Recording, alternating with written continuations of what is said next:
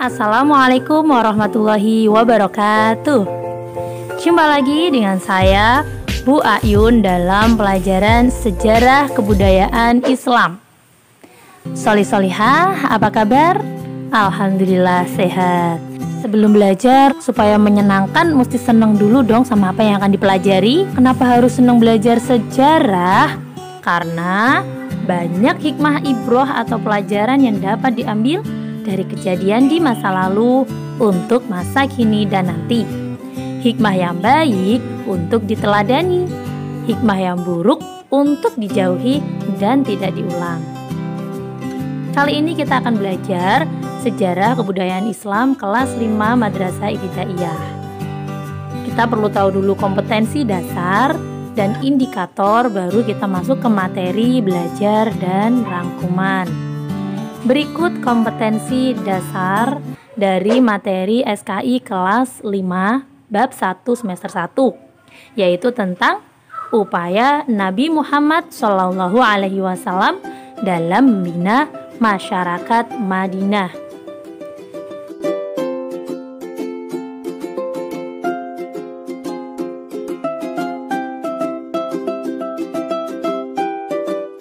Sebelum masuk ke materi, solihah masih ingat nggak? Dulu kelas 4 semester 2 bab terakhir mempelajari tentang cerita hijrahnya Nabi Muhammad dari Mekah ke Yasrib, ya kan? Nah, peristiwa itu terjadi pada tahun ke-13 kenabian. Waktu itu kisahnya heroik sekali ya solihah. Nabi malam hari bersama sahabat Abu Bakar berhasil menyelinap keluar dari rumah Nabi yang sedang dikepung oleh pasukan kafir. Nah, saat itu, wah, luar biasa, sahabat Ali menggantikan posisi Nabi di tempat tidur Nabi.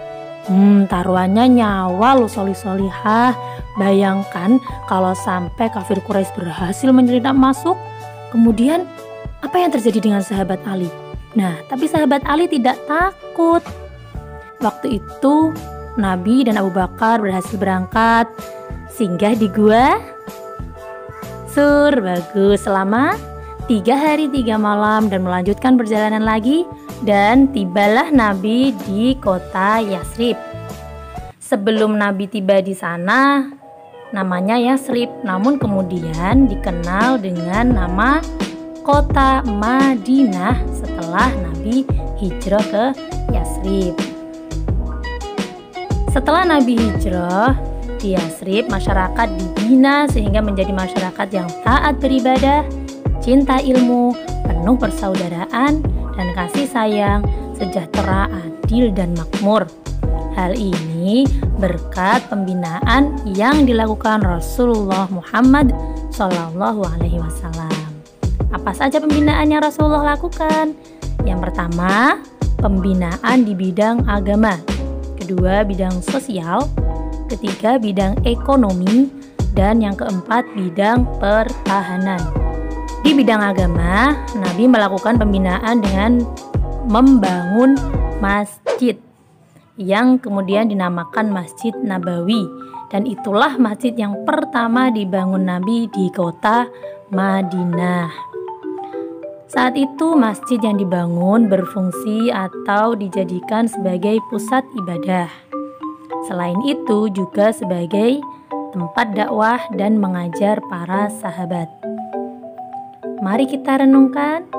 Nabi saat itu berhasil membina masyarakat Madinah menjadi masyarakat yang taat beribadah dan rajin mencari ilmu. Nah, apakah solihah juga akan aktif mengikuti kegiatan-kegiatan di masjid atau musola di sekitar rumahmu? Yuk kita lakukan. Saya berjanji saya akan rajin sholat dan belajar. Saya berani bertanya pada guru. Saya berani berdiskusi dengan teman. Itulah wujud solihah meneladani Rasulullah. Di bidang sosial, Nabi Muhammad menekankan persaudaraan antara sahabat Muhajirin dan sahabat Ansor. Sahabat Muhajirin adalah penduduk kota Mekah yang turut hijrah bersama Nabi ke Madinah. Sedangkan sahabat Ansor adalah penduduk asli kota Madinah. Supaya mudah menghafal, begini nih solih-solihah. Muhajirin itu dari kata hajaro, artinya hijrah. Oh, muhajir berarti orang-orang yang hijrah. Ansor dari kata nasoro, artinya menolong. Sehingga disebut sebagai sahabat Ansor yang menolong kaum muhajirin dengan bantuan tempat tinggal, makanan, dan pakaian. Karena kaum muhajirin tiba di kota Yasrib belum memiliki tempat tinggal, begitu. Yang kedua, Rasulullah membina masyarakat Madinah agar saling menghormati dan menyayangi. Bagi yang muda harus menghormati yang tua, dan yang tua mengasihi yang muda. Yang ketiga, Rasulullah melarang keras sahabatnya saling mencaci dan memfitnah. Sebaliknya, Rasulullah menekankan para sahabat untuk husnudzon atau berbaik sangka dan tabayun atau klarifikasi agar tidak terjadi salah paham. Mari kita renungkan bagaimana waktu itu Nabi Muhammad berhasil membina masyarakat Madinah dengan menebarkan kedamaian, sehingga Madinah tidak ada lagi sifat kesukuan atau kedaerahan dan saling mencintai, kemudian jadi masyarakat yang saling menolong. Apa yang bisa solih-solihah lakukan untuk meneladaninya? Saya akan rajin menolong sesama, saya akan menebarkan kedamaian, saya akan mencintai sesama dan mempererat ukhuwah Islamiyah.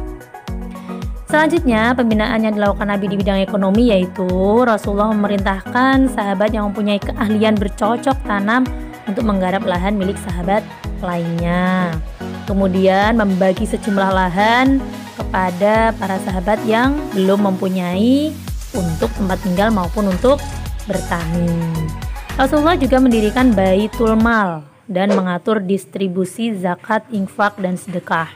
Rasulullah memerintahkan para sahabat mendirikan pasar. Rasulullah menekankan pedagang harus jujur, pasar bebas dari biaya retribusi atau sewa, dan melarang monopoli barang dagangan. Yang terakhir, Rasulullah menerapkan pajak atau jizyah dan bea masuk bagi barang yang datang dari luar Madinah. Nah, mari kita renungkan bersama bagaimana Rasulullah berhasil mengajarkan kejujuran dalam berdagang, bagaimana Rasulullah berhasil membina masyarakat Madinah bercocok tanam dan saling bekerja sama. Dan Nabi Muhammad juga membina masyarakat Madinah agar rajin bekerja, tidak bermalas-malasan, tidak lupa zakat, infak, sedekah. Nah, apakah kamu mungkin pernah menyaksikan pembagian zakat di sekitar rumahmu atau santunan yatim piatu? Dari renungan tadi, yuk sama-sama kita lakukan. Bagi kalian yang ingin menjadi pengusaha atau jadi apapun, utamakan menjadi orang yang jujur. Yang kedua, kemudian rajin bekerja dan sungguh-sungguh. Dan jangan lupa rajin zakat, infak, dan sedekah untuk membantu sesama. Yang terakhir yaitu pembinaan di bidang pertahanan. Setelah 6 bulan di Madinah, untuk kepentingan pertahanan, Rasulullah membentuk satuan-satuan tentara atau syariah. Rasulullah sangat lembut dan penuh kasih sayang, cinta damai, namun beliau berjihad perang melawan kaum kafir Quraisy untuk mempertahankan diri dan menegakkan agama. Rasulullah adalah pahlawan sejati yang gagah berani melawan kafir yang memerangi atau kafir harbi, tetapi tetap lembut dengan kafir yang mau hidup berdampingan atau kafir zimmi.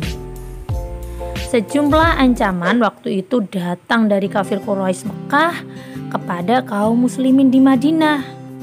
Sehingga ketika Nabi hijrah ke Madinah pun bukan berarti jaminan aman 100%, bukan. Buktinya masih terjadi perang besar, antara lain perang Badar, perang Uhud, dan perang Khandaq. Nah, Rasulullah mengajak para sahabat untuk berjihad mempertahankan diri dari ancaman musuh. Sekarang coba kamu renungkan, negara kita kondisinya damai atau perang? damai kan? Sehingga kita juga harus melakukan jihad. Tapi jihad damai, apa bentuknya? Yaitu jihad melawan kebodohan dan kemiskinan. Itulah musuh kita yang sekarang. Melawan kebodohan bagaimana?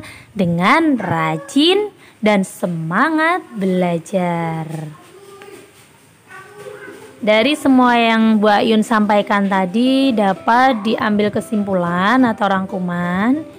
Di bidang agama, Rasulullah membina masyarakat dan para sahabat di Madinah melalui kegiatan di masjid untuk bersama-sama memahami agama Islam dan mempraktikannya.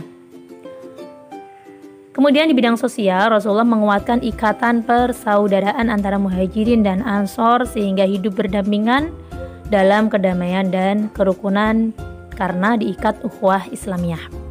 Di bidang ekonomi, Rasulullah mendidik para sahabat agar berdagang dengan jujur dan tidak melakukan monopoli.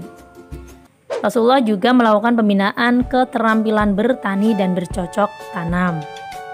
Dan yang terakhir di bidang pertahanan, Rasulullah membentuk satuan pasukan keamanan. Itu tadi materi sejarah kebudayaan Islam kelas 5 hari ini. Sampai jumpa di materi berikutnya. Wassalamualaikum warahmatullahi wabarakatuh.